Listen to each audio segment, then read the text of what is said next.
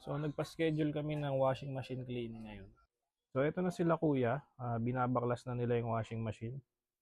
Tapos pagtanggal nila sabi ko, ay potek, hindi pa pala siya ganun kadumi. Sabi ko, sayang naman yung baklas, lilinisin nyo na hindi pa siya ganun kadumi.